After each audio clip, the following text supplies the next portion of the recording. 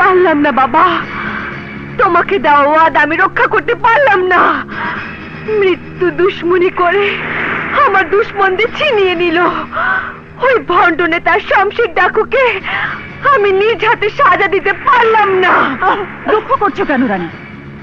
যেভাবেই হোক শত্রু শেষ হয়েছে, এখন আমরা মুক্ত, আমরা স্বাধীন।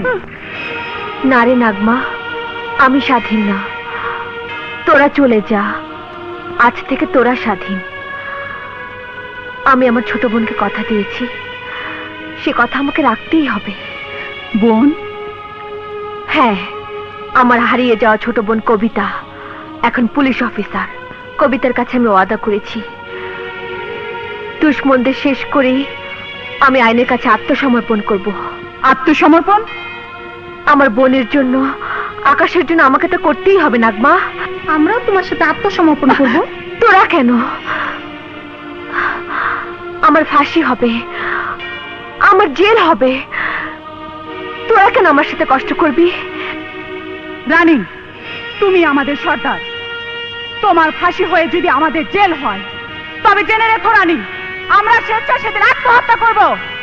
কে আত্মহত্যা করব?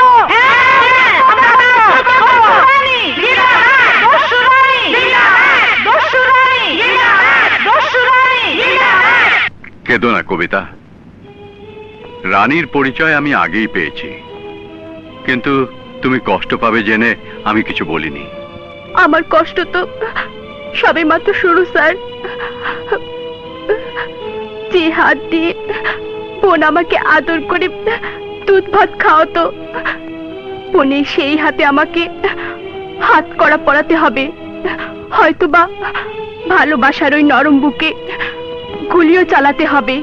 দুঃখ করো না কবিতা, তোমার হাতে আইনের অস্ত্র, যা তুমি আইনের খাতিরে ব্যবহার করবে। হ্যালো, রায়হান গফর বলছি। আমি কবিতাকে চাই। কবিতা, তোমার ফোন।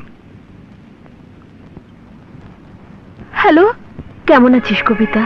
আপু তুমি? তোকে কথা দিয়েছিলাম, নেতা ফরাজি আর শমশেরের মৃত্যু দিয়ে আমার ডাকাত জীবন শেষ হবে। আজ সেই দিন। আপু? হ্যাঁ রে কবিতা, আমি সদল বলে আত্মসমর্পণ করতে চাই। তুমি সদল বলে আত্মসমর্পণ করবে? প্রতিশোধের পালা আমার শেষ। হ্যালো, আমি এসপি বলছি।